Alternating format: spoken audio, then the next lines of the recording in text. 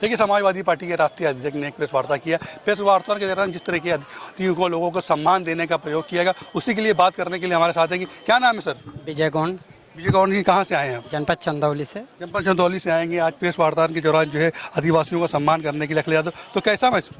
बहुत ही आदिवासी समाज के लिए जितनी भी घोषणाएं हुई हैं, 2027 में आदिवासी समाजवादी पार्टी की सरकार बनाएगा और जो भी यहाँ से आज घोषणाएं हुई हैं उनका लाभ हम लोग सरकार बनने के बाद आदिवासी समाज को दिलाने का काम करेंगे।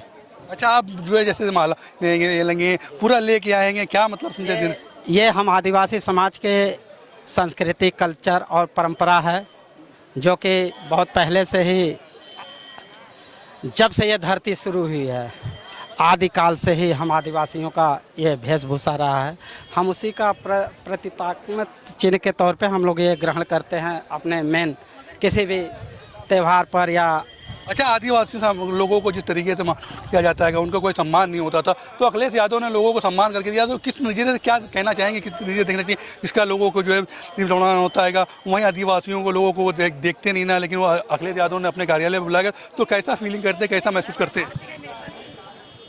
भारत के तीसरी सबसे बड़ी पार्टी और इस देश के सबसे ताकतवर नेता ने हम आदिवासियों को जो सम्मान आज दिया है, ये सम्मान आज तक किसी भी पार्टी के अगुआ ने नहीं दिया। इसके लिए पूरा आदिवासी समाज इनका माननीय अखिलेश यादव जी का आभारी है।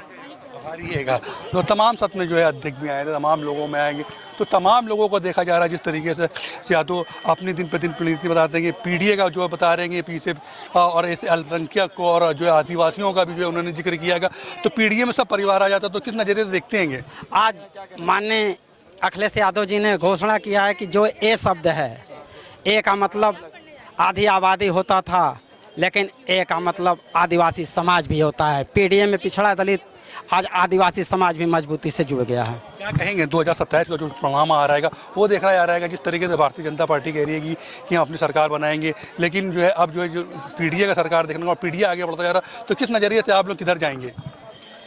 हमारा जो आदिवासी समाज है, हर जगह जल जंगल ज़मीन से आदिवासी समाज को हटाया जा रहा है। पूरा उत्तर प्रदेश ही नहीं, छत्तीसगढ़, मध्य प्रदेश, तेलंगाना, उड़ीसा, झारखंड, हर प्रदेश का आदिवासी समाज केंद्र सरकार से, राज्य सरकार से परेशान है। ये पूरा आदिवासी समाज जो पार्टी बीजेपी को हराएगी, उसके साथ ही आदिवासी समाज जाएगा। पीडीए के लोग इस बार और आदिवासी समाज के लोग इस बार समाजवादी पार्टी की सरकार बनाने जा रहे हैं। कुछ पत्रकार भाइयों को भी देना पड़ेगा ये सदरी है।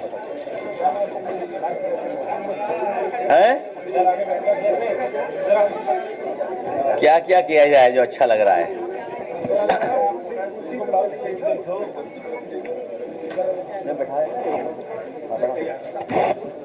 हाँ, ठीक है। मैं व्यास जी गौड़ और उनके साथ बड़ी संख्या में लोग आज बलिदान दिवस महारानी दुर्गावती जी का हम लोग मना रहे थे। महारानी दुर्गावती जी के बारे में जो इतिहास के पन्नों में पढ़ा होगा वो जानते होंगे कि प्रशासनिक दृष्टि से और अपने राजपाट को बचाने के लिए इतना बहादुरी का काम, इतना बहादुर कोई भी रानी उस समय इतिहास के पन्नों में नहीं दिखाई देती है। और इस भारत की धरती ने बड़े ही बहादुर महिलाओं को जन्म दिया है।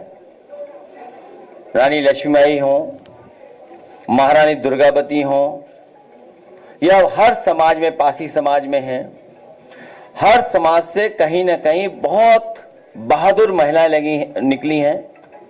आज जब हम बलिदान दिवस याद कर रहे हैं उन्हें, तो ये हम लोगों ने तय किया है कि लखनऊ में यही रिवर फ्रंट जो सबसे सुंदर जगह बनने जा रही है, आने वाले समय में देश की सबसे अच्छी जगह अगर कोई दिखाई देगी तो वो लखनऊ का रिवर फ्रंट होगा। और उसी में महारानी दुर्गावती जी का सोने की प्रतिमा लगाने का काम हम समाजवादी सरकार में करेंगे। और इधर रुचि हमारी और इसलिए भी बढ़ गई सोने के प्रति। आज का जिन्होंने अखबार पढ़ा होगा या अखबार देखा होगा वो जानते होंगे अब तो सोना भारत में ही मिलने लगेगा। तो जब भारत में सोना मिलेगा तो हमारे लिए और आसानी होगी, सरकार को खरीदने में और सस्ता मिल जाएगा। इसलिए पहले भी जो हम लोगों ने कहा है, जिन महापुरुषों को या जिन महारानी देवी देवियों के बारे में जिन्होंने पीडीए के समाज के बहुजन समाज के लिए समय समय संघर्ष किया है, उन सबको हम लोग रिवर फ्रंट पे सम्मान दिलाने का काम करेंगे। वहीं ए का मतलब तो हम और आप सब लोग जानते ही हैं।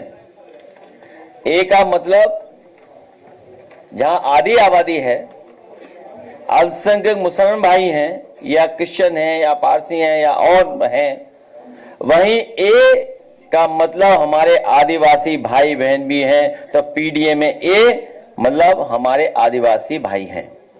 उनके हक और सम्मान के लिए लगातार समाजवादी पार्टी काम करेगी। उनकी जनगणना करा करके उनकी आबादी कितनी है, समाज में उनकी संख्या कितनी है, उनकी आबादी के हिसाब से उन्हें हक और सम्मान नहीं मिल रहा है। समाजवादी सरकार बनने पर हम अपने सभी आदिवासी भाइयों को आबादी के हिसाब से हक और सम्मान दिलाने का काम करेंगे और उनको हर क्षेत्र में आगे बढ़ाने का काम होगा। उनकी जो प्रमुख मांगे थी, गौड़ समाज का प्रमाण पत्र, मैंने कहा कि जिस तरह एम्बुलेंस पहुंचती है उनके गांव में या पुलिस के लिए व्यवस्था की थी, उसी तरह व्यवस्था करेंगे कि अधिकारी उनके गांव में जाएंगे, उनके प्रमाण पत्र बनेंगे, उन्हें ऑफिसों का चक्कर नहीं काटना पड़ेगा, किसी बिचौलिए का चक्कर काटना नहीं पड़ेगा। उनके गांव में उनके घर बैठ करके समाजवादी सरकार में अधिकारी प्रमाण पत्र बनाने का काम करेंगे। प्रदेश में आदिवासी समाज की जो हत्याएं हुई हैं, उनके समाज और परिवार के लोग अगर सीबीआई की जांच मांग करेंगे तो हम उनके न्याय दिलाने के लिए उनका सीबीआई जांच कराने का काम करेंगे। और इसके साथ साथ जो गरीब बेगुनाह लोगों की हत्या हुई है, उनकी हम आर्थिक मदद उन परिवारों को करने का काम करेंगे। वन अधिकार कानून के तहत जल, जंगल, जमीन पर आदिवासी अनुसूचित जनजाति का अधिकार होगा। सरकार बनने पर आदिवासियों को आवास दिया जाएगा। लोही आवास से उन्हें जोड़ करके, और लोही आवास में ये व्यवस्था थी कि सोलर पैनल लगा करके उनके पंखे, एलईडी बल्ब, चार्जिंग की चीजें सब फ्री होंगी, इनको एक भी पैसा नहीं देना पड़ेगा। हम लोग लोही आवास दे करके उनको पक्का घर देने का काम भी करेंगे। अनुसूचित जनजाति आयोग का उत्तर प्रदेश में अलग से गठन किया जाएगा और उन्हें अधिकार भी देने का काम होगा। सभी सरकारी टेंडरों में अनुसूचित जनजाति को 2% आरक्षण दिया जाएगा और उनके नौजवानों को काम करने के लिए अगर ट्रेनिंग देनी पड़ेगी, उस ट्रेनिंग को करा करके उनको काम और रोजगार से जोड़ने का काम समाजवादी सरकार में होगा। गौड़ आदिवासी वीरांगना महारानी दुर्गावती के सोने की भव्य मूर्ति का बनाने का काम रिवर फ्रंट में होगा, जो मैं पहले ही कह चुका हूं। अखिल भारतीय गौड़ महासभा का लखनऊ में एक पीडीए भवन भी होगा, हॉस्टल होगा, जिसमें दूर दराज से जो बच्चे अगर पढ़ना चाहेंगे उनके पढ़ने और रहने की और खाना भी फ्री उपलब्ध कराया जाएगा। गौड़, धुरिया जाति व खरवार जाति को संपूर्ण उत्तर प्रदेश में कोल व मुसर जाति को भी आबादी के हिसाब से हक और अधिकार दिया जाएगा। सरकार बनने पर आदिवासी बहुल्य के लिए अलग से थाना बनाया जाएगा और उस थाने में एसओसीओ भी उनकी जाति होंगे, जिससे उन्हें न्याय मिल सके, उनके साथ अन्याय ना हो सके। आदिवासियों की प्रॉपर्टी को नहीं बेचने दिया जाएगा। सरकार बनने पर केजी से पीजी तक पूरी पढ़ाई फ्री होगी और इनको लैपटॉप भी दिया जाएगा पढ़ाई में आगे मदद करने के लिए। और अगर विदेश भी मेधावी छात्र पढ़ने जाना चाहेंगे तो उनको विदेश जाने के लिए भी सुविधा देने का काम सरकार में होगा। और अपने व्यक्तिगत स्वार्थ के लिए लाखों लाख एकड़ जमीनें न जाने किसको दी जा रही हैं, इन्वेस्टमेंट के बहाने। अब आप बताइए, बेंगलोर जा रहे हैं इन्वेस्टमेंट करने। ये बेंगलोर इसलिए जा रहे हैं कि इन्हें पता लग गया है कि समाजवादियों को रामेश्वरम कैफे का डोसा, इडली वड़ा, केसरी बात बहुत अच्छा लगता है। ये डोसा खाने जा रहे हैं। जब सरकार जानी है, चुनाव नवंबर में होने हैं, तब इन्वेस्टमेंट कौन लेके आएगा? ये जमीन बेचने वाले लोग, जंगल को खत्म करने वाले लोग, वो क्या इन्वेस्टमेंट लेकर के आएंगे? और इन्वेस्टमेंट आया होता तो नौकरी रोजगार मिलते। कहां है नौकरी रोजगार? और हमें दुख है इस बात का कि अलीगंज में जो घटना हुई है, सब बच्चों की जान बचाई जा सकती थी।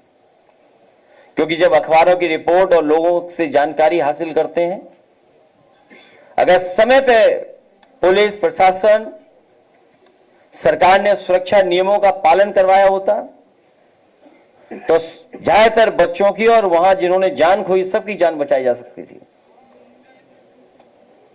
जो हादसा हुआ है कोई सामान्य हादसा नहीं है। अगर सरकार पहले ही जाग जाती, जब पहले हादसा हुए हैं, लखनऊ में कोई पहला हादसा नहीं हुआ है। इनके महाकुंभ में न जाने कितनी बार आग लगी, कुंभ के बाद और उसके पहले भी यहीं पर हजरतगंज में एक होटल में आग लगी थी। और याद कीजिए उस समय के अखबार पढ़िए, मैंने उठा करके मंगाए थे। जब होटल में आग लगी तो सरकार ने क्या कहा था? 24 घंटे के अंदर इस पे बुलडोजर चल जाएगा। क्योंकि उनका अपना होटल था, इसलिए बुलडोजर नहीं चला। गरीबों को उजाड़ने के लिए आग लग गई कि लगा दी गई? क्या सरकार ने वहां सबक नहीं सीखा? और जो सरकार अकबर नगर के हजारों लोगों को हटा सकती है, किस कानून के अंदर हटा सकती है? तो 10 साल में ये सरकार कर क्या रही थी? सरकार की जिम्मेदारी थी, सरकार ने जिम्मेदारी नहीं निभाई और सही समय पर चीजें हो गई होती तो बहुत सारे बच्चों की जान बचाई जा सकती थी। मुझे याद है जिस समय डायल 100 बनाया गया था, कोशिश की गई थी और व्यवस्था ये थी उस डायल 100 में, आप लोग जानकारी करिएगा कि जितनी भी इमरजेंसी सर्विसेज हैं वो सब उस पर आ जाएंगी। चाहे वो फायर को लेकर के हो, मेडिकल इमरजेंसी हो, फायर इमरजेंसी हो या पुलिस की इमरजेंसी हो, वो सभी की सभी उसी नंबर पे आ जाएंगी। लेकिन इस सरकार ने डायल 100 बर्बाद हो जाए, और अगर डायल 100 और इमरजेंसी सर्विस एक साथ होती और एक साथ एक्शन लेती, सुना है फोन मिलाते रहे लोग, पहले तो फोन नहीं उठाया और फोन उठा भी तो कह दिया कि हम ये काम नहीं कर सकते, हम नहीं पहुंच सकते इतनी जल्दी। जबकि डायल 100 और इमरजेंसी सर्विसेज का समाजवादी सरकार में फैसला ये था कि 3 मिनट और 5 मिनट में वहां पर इमरजेंसी सर्विस पहुंचेगी। आप सोचिए, इनको दीवार तोड़ने के लिए इक्विपमेंट नहीं है इनके पास। सोचिए आप, दावा करते हैं हम अमृत काल में विकसित भारत बन जाएंगे और एक दीवार तोड़ने के लिए हथौड़ा नहीं चला पा रहे। दीवार काटने के लिए इनके पास मशीन नहीं, अगर होगी भी तो हो सकता है इन्होंने उसमें भी भ्रष्टाचार किया हो, इसलिए मशीन नहीं थी या कोई ऐसा नहीं था। दीवार काट करके अगर छत से समय पर दीवार काट दी जाती तो शायद बहुत से बच्चों की जान बच जाती। क्योंकि जो मैं रिपोर्ट्स पढ़ रहा हूं या डॉक्टर्स की जो रिपोर्ट्स आ रही है उसमें यह है कि फायर से ज्यादा दम घुटने से लोगों की जान चली गई। अगर दीवार तोड़ी गई होती छतों से तो बहुत से बच्चों की जान बच जाती। लेकिन फायर और उनके लोग गए नहीं। बच्चे अपने घर वालों से मोबाइल पे बात करते रहे, वीडियो कॉल करते रहे, आओ बचा लो आकर के हमें। सरकार सोती रही, जागी नहीं, और उसका परिणाम हुआ कि हमारे इतने बच्चों की जान चली गई। याद रखिएगा, हर दुख से बड़ा दुख अपने बच्चे के खोने का होता है, उससे बड़ा दुख कोई नहीं होता है। जो बच्चे खोने का दुख है उससे बड़ा दुख कोई नहीं होता। और सरकार मदद के नाम पे क्या कर रही है, और जो केवल अपने व्यक्तिगत जीवन के लिए जी रहे हैं उनसे क्या उम्मीद करोगे आप? सरकार के लोगों से क्या उम्मीद करोगे आप?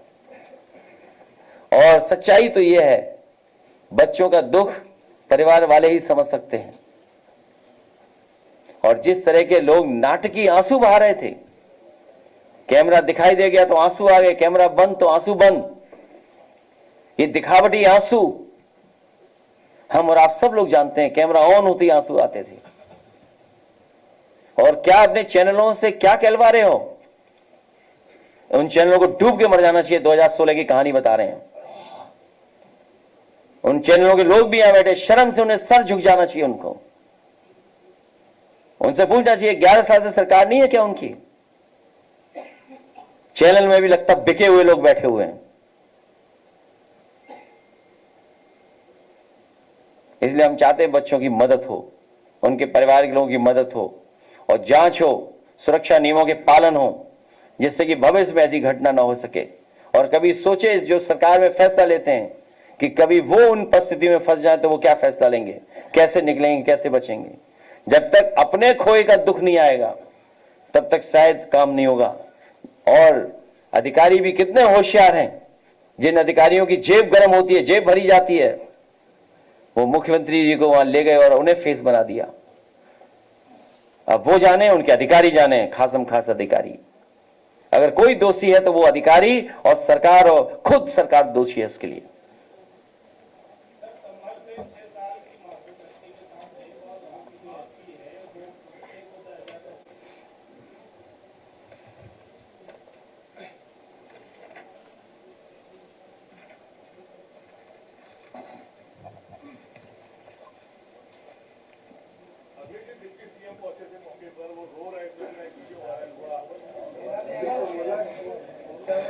दिखावटी आंसू तभी निकलते हैं जब कैमरा सामने होता है। आपने खुद देखा होगा ये बात। तो ये आपको कहना चाहिए कि कैमरा होता है तो आंसू आते हैं।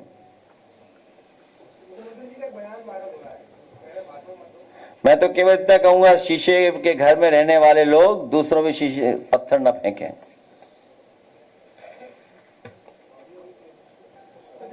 और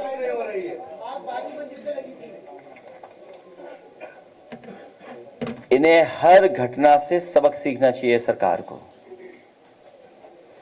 अध्यक्ष जी, जो बच्चे मृत्यु हुई उन बच्चों को राहत बचाव राशि जो 5 लाख रुपए दी गई, क्या उन बच्चों की मौत की कीमत केवल 5 लाख रुपए ही है उनके परिवार को? 2 लाख। मैं चाहूंगा परिवार के सदस्यों की, क्योंकि कल भी मैंने मांग की थी कि बहुत कम उम्र के बच्चे थे।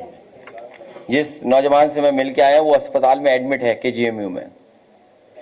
वो बहादुर नौजवान अपनी जान बचाने के लिए ऊपर से कूद गया, जिसका वीडियो हम और आप सबने सोशल मीडिया पे देखा है। सोचिए, जान बचाने के लिए क्या करता वो, उसके पास कोई रास्ता नहीं था, इसलिए वो कूद गया वहां पर। अभी उसको चलने में बहुत वक्त लगेगा, अभी इलाज उसका सालों साल चलेगा। वो जो नौकरी करता था, अब तो नौकरी भी उसके हाथ से छिन जाएगी, क्योंकि वो संस्था ही नहीं बचेगी वहां पर।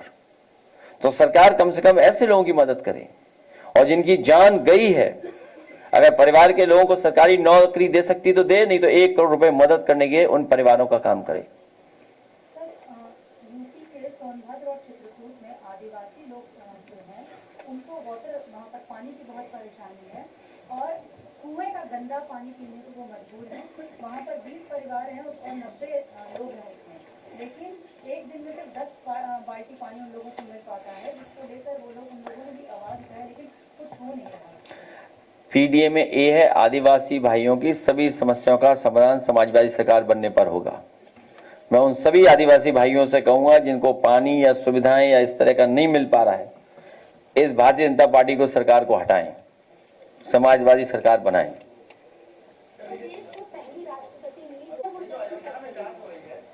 होगी, समस्याएं दूर होंगी।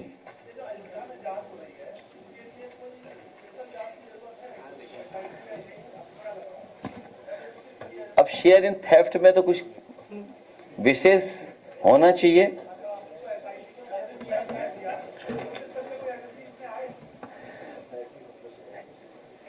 भाई हम ये कहें कि आपको और हमें ट्रस्टी बना दो तो क्या बना देंगे? भाई सब देख रहे हैं लोग।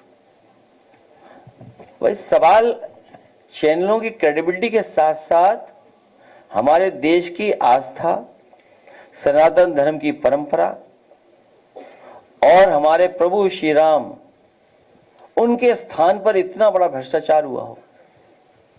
CCTV के फुटेज गायब है और उससे भी क्या घटिया काम करा रहे हैं बताओ। क्योंकि उसके नाम के पीछे यादव लगा है तो बोले हमारा रिश्तेदार है।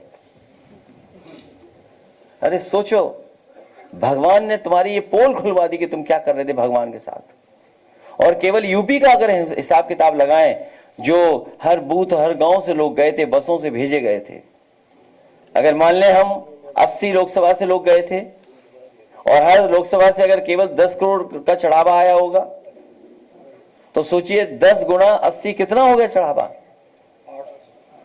800 करोड़ रुपए। 800 करोड़ के साथ साथ हमारे धर्म की परंपरा हम गुप्त दान देते हैं। कुछ बातें तो सामने आ गई हैं और अब लोग लाएंगे नहीं सामने, इसलिए नहीं लाएंगे क्योंकि जो भी कहेगा उस पर सीबीआई, ईडी, इनकम टैक्स पहुंच जाएगा।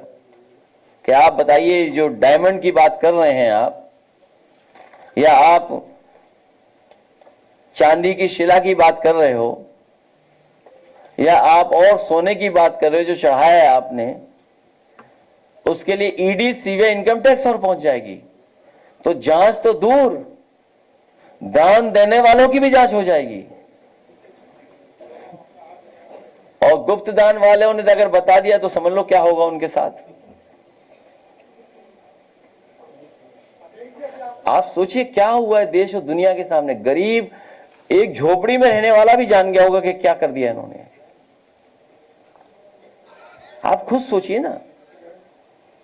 और अब तो चैनल भी बहस करने लगे हैं, मन मार के बहस कर रहे हैं वो लोग।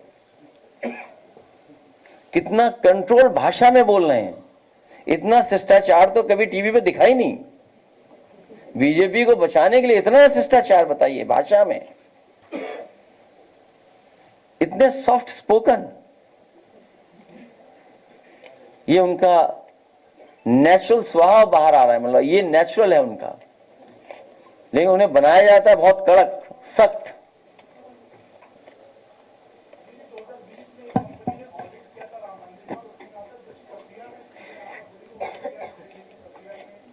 हमने किया है ये पीडीए ऑडिट। एक किताब देना कोई हमें, दे दो। हाँ देखो, इसमें हमारे आदिवासी भाइयों के पहले पन्ने पे ही नौकरी 0 है। आप बताइए, आप 69,000 में बताइए आप। शेड्यूल्ड ट्राइब 0, इनके बच्चों की नौकरी 0, बताओ आप। पहले पन्ने की ऑडिट, ये ऑडिट मानते कहां है?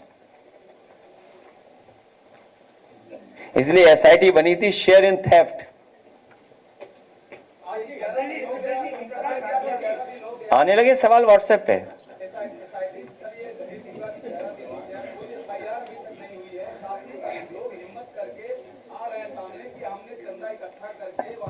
अगर अब चंदा की बात कोई देश में करेगा कि हमने दिया है गुप्तदान, उस पे एसआईटी नहीं, ईडी, सीबीआई, इनकम टैक्स जाएगा। कोई नहीं बताएगा। तो उनको बधाई देते हैं। हमें उम्मीद है चैनल के लोग आर्काइव में से निकालेंगे, जिन्होंने गिफ्ट दी, तस्वीर डाली सोशल मीडिया के, उसके माध्यम से रिसर्च कर करके बताएंगे। इसीलिए तो मैंने कहा ये सरकार संविधान पे चलने वाली है। जो लोग वोट से हार गए, आप देखिए किसने कहा था कि 400 पार कर देंगे। जब जनता ने उनके संविधान की साजिश, जो संविधान के खिलाफ साजिश थी, उसका पर्दाफाश कर दिया अपने वोट के अधिकार से, तो वही लोग संविधान बदलने के लिए सांसदों को खरीद रहे हैं, सांसदों को डरा रहे हैं। आप बताओ ये सांसदों को क्यों इकट्ठा किया जा रहा है? इसलिए तो इकट्ठा किया जा रहा है जिससे संविधान बदल दें।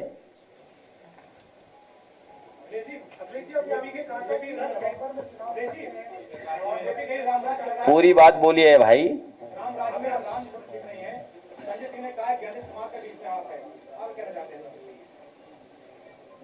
हाथ तो बहुतों के होंगे इसमें, हाथ तो बहुतों के होंगे इसमें। उनका भी हाथ तो नहीं है जो सबसे ज्यादा ट्रिप करते हैं अयोध्या में। भाई हाथ किसका हो सकता है, हमें क्या जाने, सरकार का हाथ होगा। और फिर ये बताओ ना कि मुख्यमंत्री जी तो सबसे ज्यादा ट्रिप करते हैं अयोध्या में, तो अयोध्या में किस लिए जाते थे? अयोध्या में किसी ने बताया नहीं उनको? सोचो,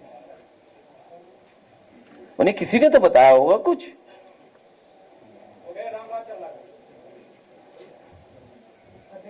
और और वो जो दूसरी कहावत है, राम नाम की लूट है, आगे की लाइन तुम कह दो।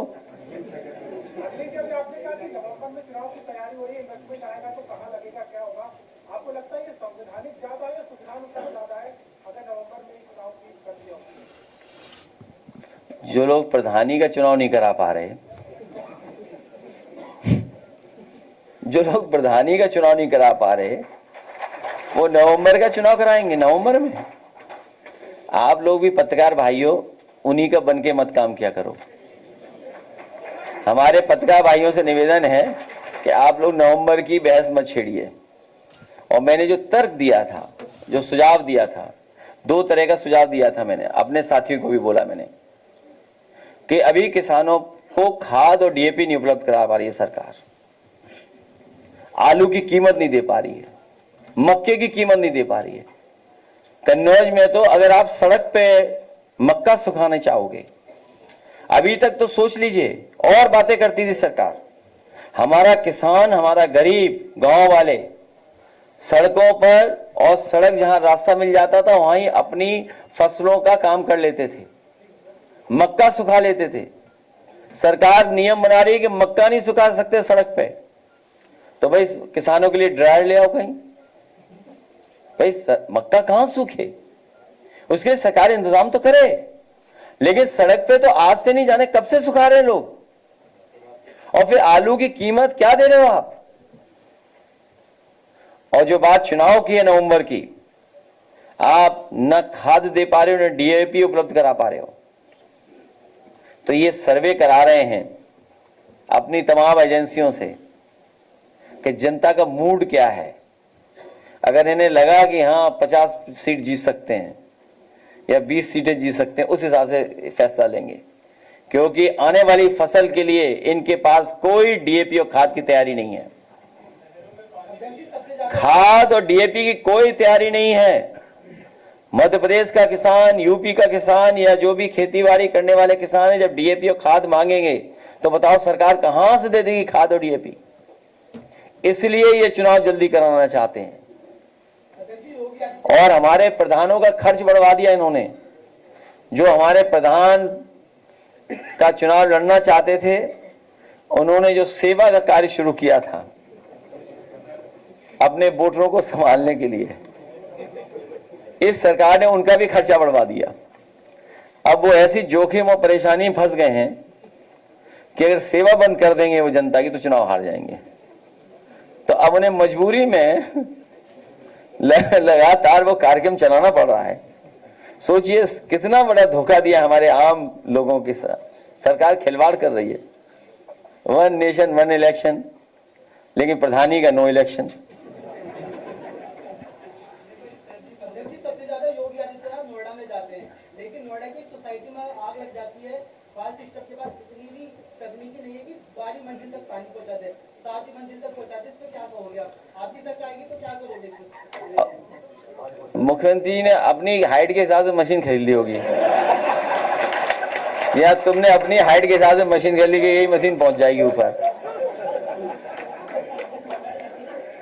और समाजवादी सरकार बनेगी तो किसी लंबे व्यक्ति से चेक करवाएंगे कि ऊंचे पहुंच जाते हो कि नहीं पहुंच पाते हो।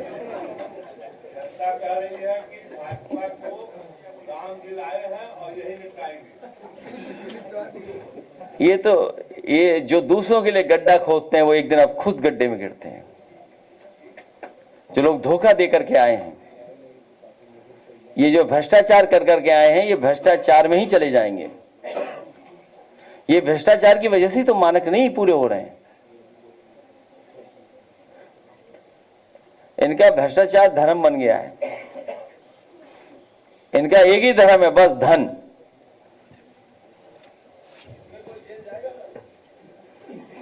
देखिए, न हमारे पास जेल है, न हमारे पास सरकार है।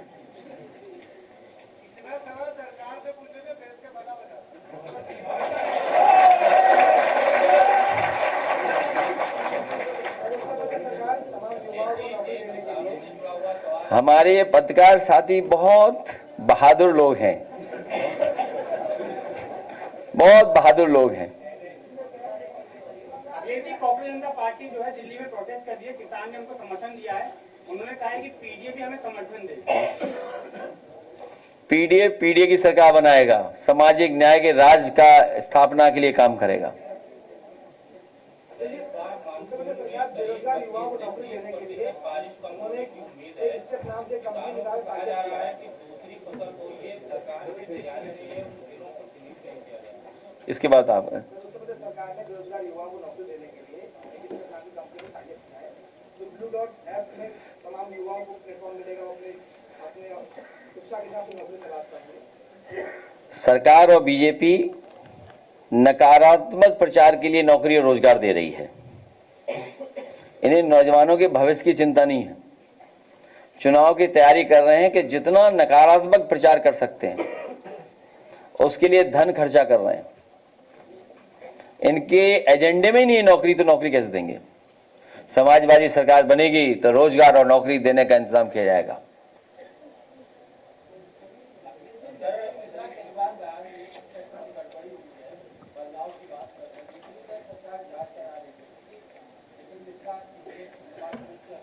कौन?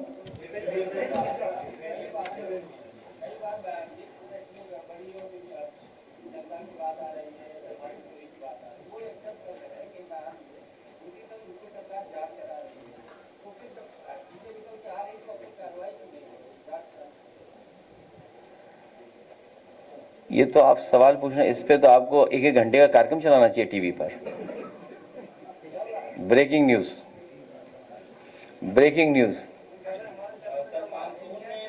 अच्छा चल रहा है तब ठीक।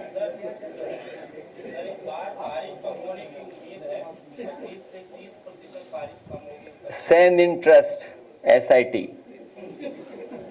तो जब सेंधी लग गई ट्रस्ट में, और फिर आप बताइए क्या नाम है, टिन्नू,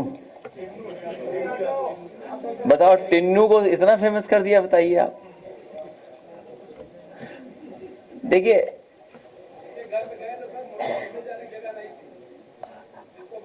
हम लोग इसलिए नहीं ज्यादा कुछ कह सकते हैं क्योंकि फिर हमें सनातन विरोधी कहा जाएगा, और हम लोग तो शिव भक्त पहले से ही हैं। वो वीडियो दिखाएंगे, मंदिर निर्माण चल रहा है, कहो तो दिखाएं वीडियो उसका, गाने का, वहीं समापन होगा। ठीक है, तो इस पे हम लोग कोई चर्चा नहीं करेंगे। हमें उम्मीद है कि सच्चे हिंदू, ईमानदार हिंदू और सत्य के रास्ते पे चलने वाले सनातन भाई लोग हमारे इस पत्रकार की आवाज सुनेंगे, हमारे इस पत्रकार भाई को न्याय दिलाएंगे, कम से कम उसके चैनल की क्रेडिबिलिटी बच जाए। जो बारिश की बात है, हमारे साथी क्या पूछ रहे थे, बारिश से किसान को दुख है।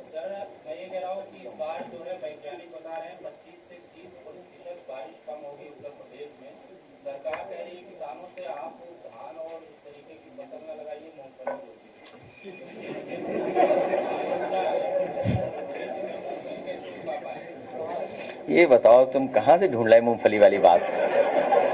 ऐसा मत करो, तुम सरकार का इतना मजाक मत उड़ाओ भाई। भाई अगर पत्रकार साथी भी मजाक उड़ाने लगे सरकार को, तो समझ लो सरकार जा रही है।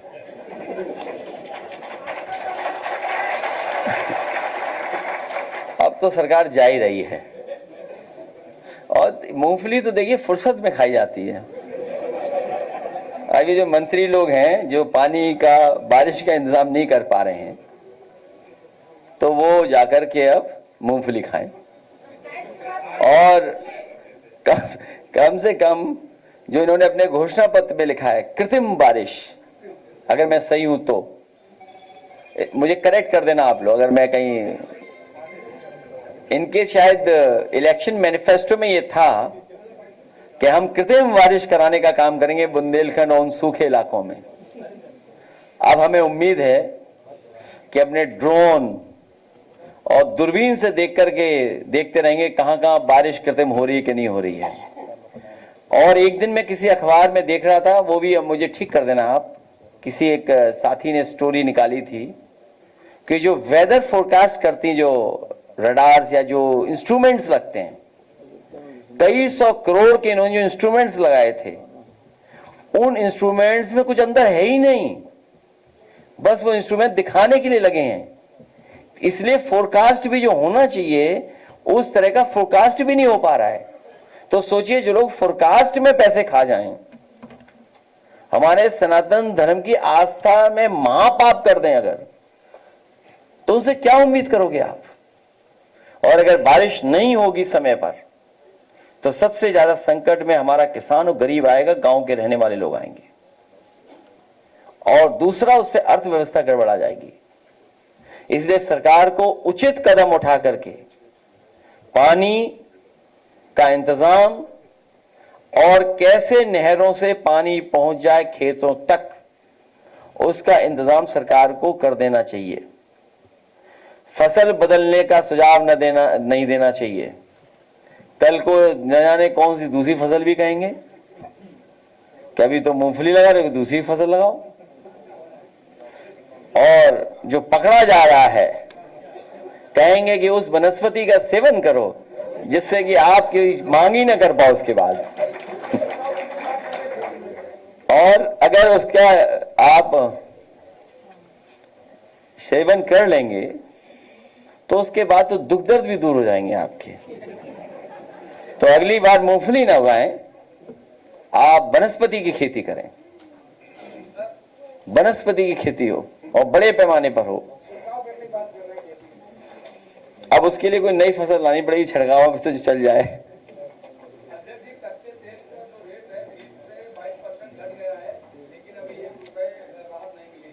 सरकार मुनाफा अपना कम नहीं करेगी।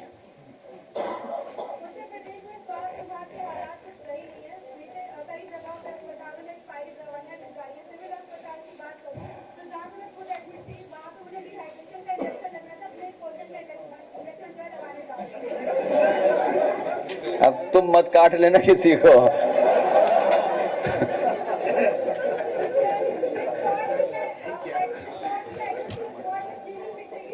ये अच्छा, ये मैंने आपको पहले भी कहा और फिर कहता हूं, हमारे अस्पतालों को भी इलाज की जरूरत है। कई अस्पताल वेंटिलेटर पर चले गए हैं। और सच्चाई ये है, कल केजीएमयू को मैंने देखा, इतना प्रेशर होगा डॉक्टरों पे जिसकी आप कल्पना नहीं कर सकते। इतना प्रेशर होगा उन पे कि कैसे मरीज को इलाज सही दें। ये जो हमारी बहन कह रही हैं, हो सकता है गलती से कोई और दवा दे दें, इंजेक्शन कोई और दे दें। कई बार हम लोगों को घटना सुनने को मिलती है कि इंजेक्शन कोई और देना था, कोई और दे दिया आपने। इस सरकार में तो ये तक देखा हम लोगों ने कि जिंदा आदमी को पोस्टमार्टम में भेज दिया, वो जिंदा होकर के निकला वहां। और जालौन में तो एक मरीज जिसको ऑपरेशन थिएटर में नहीं जाना था, उसे डॉक्टर और नर्स पकड़ करके जब ऑपरेशन थिएटर में ले गए और अच्छा हुआ उसे होश आ गया, वो ऑपरेशन थिएटर से भाग गया था वहां। तो अब ये तो मैं नहीं कह सकता हूं कि उस विभाग के मंत्री को इलाज की जरूरत है, लेकिन कम से कम अस्पतालों के इलाज की जरूरत है। और अस्पताल कैसे बनने चाहिए, कभी आप जाना। और मैं कहूंगा आपसे कि अगर आप यूट्यूबर हैं, एक हमारे साथी ने बहुत अच्छा भी किया था कार्यक्रम, जहां हमने पूरे गांव के गांव शिफ्ट कर दिए थे। एक यूट्यूबर साथी ने बहुत अच्छी स्टोरी की थी, गांव के लोगों ने पूरी जमीन एक्सप्रेसवे को दे दी थी। इसी तरह मैं कहूंगा आप कैंसर इंस्टीट्यूट को देख के आइए, वर्ल्ड क्लास कैसे इंफ्रास्ट्रक्चर बनाया जाता है, ओटी कैसे बनते हैं, मशीन्स कैसे लाई जाती हैं। इनके अस्पतालों में तो सब मशीनें ऑब्सोलीट हो गई हैं, जिनका टाइम खत्म हो गया, मशीनों की एक्सपायरी हो गई, उसके बाद भी आपका उन्हीं मशीनों से इलाज कर रहे हैं। सोचिए आप, तो इलाज क्या मिलेगा आपको। और पैथोलॉजी जो है आपकी, जिस तरीके से काम करना चाहिए पैथोलॉजी को, सही रिपोर्ट जनरेट करना, सही रिपोर्ट देना, ये सही रिपोर्ट नहीं दे रहे तो बताओ डॉक्टर इलाज तो गलत कर ही देंगे। इसलिए सबसे ज्यादा जरूरत है इलाज की, अस्पतालों के इलाज की। दवाई कहीं है नहीं, और इतनी दवाई महंगी हो गई है कि गरीब ले नहीं सकता दवाई। इलाज महंगा है और प्राइवेट अस्पतालों में जाकर के लोग इलाज करा रहे हैं। मैंने पिछली बार आपको बताया था गोरखपुर का, 1000 नए प्राइवेट इंस्टीट्यूशन बन गए केवल गोरखपुर में। 1000 बन गए, 1000 से ज्यादा बन गए आगरा में। और जो सरकारी हॉस्पिटल है, मेडिकल कॉलेज में कोई सुविधा नहीं है। और कल ही मैं देख करके आया हूं केजीएमयू में जो नई बिल्डिंग बन रही है उसमें सरिया कम लगा रहे हैं लोग, आप चेक करवा लेना। जो नई बिल्डिंग बन रही है, जब मैंने गिनी तो हो सकता है उसमें सरिया कम लगा रहे हो, क्योंकि इन्हीं का प्रिय ठेकेदार काम कर रहा होगा। आप जानकारी कर लेना, जितना लोड के हिसाब से सरिया लगना चाहिए वो भी नहीं लगा रहे हैं। तो सोचो, जो बिल्डिंग के मटेरियल में चोरी करते हो। पुल गिरते हुए हमने नहीं देखे, हमने आपने हमीरपुर में गिर गया था पुल, कहां गिरा था? क्यों, प्लास्टिक के चावल खा के आए हो क्या?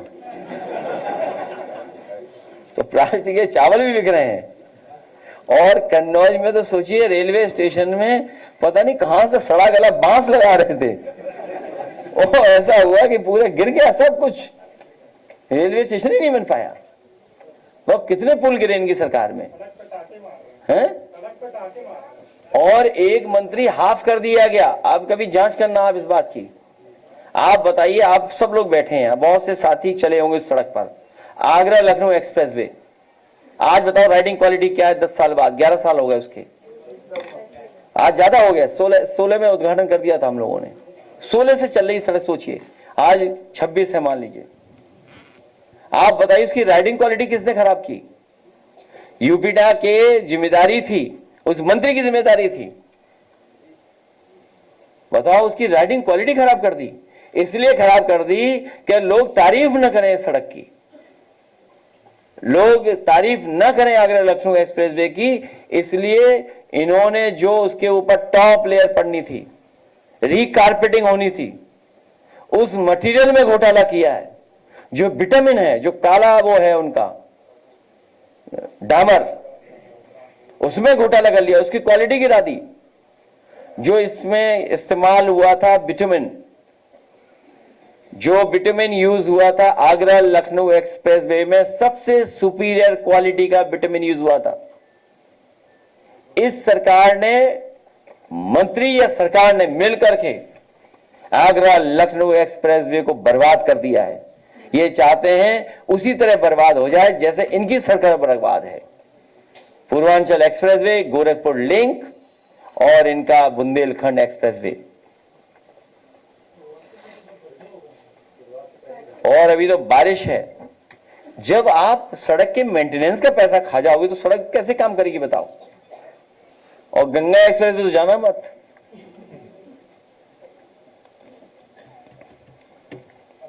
परिवहन विभाग में करोड़ों का बजट पास होता है। आप अभी आगरा एक्सप्रेस वे की बात कर रहे थे। आगरा में ही आज सुबह एक बस चलती है परिवहन विभाग की, और चक्का निकल जाता, 8 लोग उसमें घायल हो, बस पूरी पलट गई। किसके? इस सरकार के भी तो 2 पहिए अलग से निकले हुए हैं पहले से। तो ये तो सरकार ऐसी है जो पहिए निकाल के चलती है, कब निकल जाए पता ही नहीं उनके पहिए। सबसे अच्छा है कि सरकार हटाओ, तब उत्तर प्रदेश खुशहाली और तरक्की के रास्ते पे जाएगा। हैं? उसके बारे में मैंने कह दिया कि बड़ी साजिश चल रही है भाजपा में। इंजन के इंजन टकरा रहे हैं, इनकी टंकियां बड़ी हो गई हैं भ्रष्टाचार से। हर दिन झरना देखने को मिल रहा है हम लोगों को। डबल इंजन की डबल टंकी है भ्रष्टाचार की, तभी तो चल पाएंगे वो डबल इंजन। तो ये जो जमीनों में घोटाले हो रहे हैं या जमीनों पे आरोप लग रहे हैं, ये बड़ी बड़ी साजिशें हो रही हैं। हम आप नहीं समझ पा रहे इनको। किसको? डेंटल डिपार्टमेंट को कभी नेताजी ने सबसे अच्छा बनाया था और डेंटल यूनिवर्सिटी तक बना दी थी, क्योंकि हमारे यहाँ बहुत लोगों के दांत खराब हो जाते हैं जल्दी जल्दी, कुछ खैनी वगैरह खाने की वजह से, कुछ पान खाने की वजह से, या कुछ सफाई नहीं रखते उसकी वजह से, बहुत से कारण हैं उसके। तो नेताजी ने पूरे देश में सबसे अच्छा डेंटल यूनिवर्सिटी बना दी थी। और नेताजी ने जितने सामान खरीदे तो उस समय, सोचिए कब, 20-25 साल पहले, वो आज भी चल रहे हैं। सोचिए आप, कभी हमें कुछ डॉक्टर्स बताते हैं कि उस समय बनाया हुआ इंफ्रास्ट्रक्चर आज भी काम कर रहा है। ये तो कुछ करना ही नहीं चाहती सरकार, पता नहीं सो रही है कि आंख बंद करके चल रहे हैं कि किसी को देखना भी नहीं चाहते हैं लोग। और अहंकार सबसे ऊपर, टॉप पे अहंकार। बताओ, एक बहन को क्या कह रहे हैं, भाषण मत दो। और हमारे चैनल भी कितने अच्छे हैं, म्यूट कर दिया चैनल ने। ऐसा मत करो भाई, कुछ और भी सुन लेने दो, पहले भी सुना चुके हो आप, कुछ ऐसा ही सुन लेते। एजेंसी थी वो। इसलिए ये वनवासी को आदिवासी कहना संविधान में दिए गए जनजाति की हकमारी की साजिश है। ये बड़ी साजिश तैयारी कर रहे हैं संगी साथी लोग। जो आपकी परंपरा है, आपकी भाषा है, आपकी लोक गाने हैं, लोकगीत हैं, उनकी भी हकमारी करना चाहते हैं, उन परंपराओं को खत्म करना चाहते हैं। हम आपको भरोसा दिलाना चाहते हैं कि जब ए हमने पीडी में बनाया है, ए पहला शब्द है, समाजवादी सरकार बनेगी तो आदिवासी भाइयों को सबसे पहले प्राथमिकता पे उनके लिए योजनाएं और उनके लिए फैसले लिए जाएंगे समाजवादी सरकार में। और जल जंगल जमीन आपका जन्म सिद्ध अधिकार है, ये आपका जन्म सिद्ध अधिकार है, इसको कहीं छीनने नहीं दिया जाएगा। और इसको सरलीकरण और आपको हक दिलाने के लिए समाजवादी सरकार में काम होगा। देखिए, ये आदिवासी लोग थे, जिस तरीके से जंगल काटा जा रहा है उसी को लेकर मौजूदा सरकार से बड़ा ही खफाएंगे। वहीं उन्होंने कहा गया कि जो भारतीय जनता पार्टी को हराएगा उसी को लेकर हम उनका साथ देंगे। और अखिलेश यादव ने पीडीएफ को आगे बढ़ा रहे, ऐसे अल्पसंख्यक को और आदिवासियों को सम्मान दे रहे हैं। मौजूदा सरकार में अखिलेश यादव ने ये भी कहा गया कि जिस तरीके से सरकार बनेगी तो आदिवासियों को मान सम्मान दिया जाएगा, उनको आवाज़ भी देने का काम किया जाएगा। कैमरा पर्सन अमित के साथ मैं मोहम्मद एजाज, आगाज़ टाइम।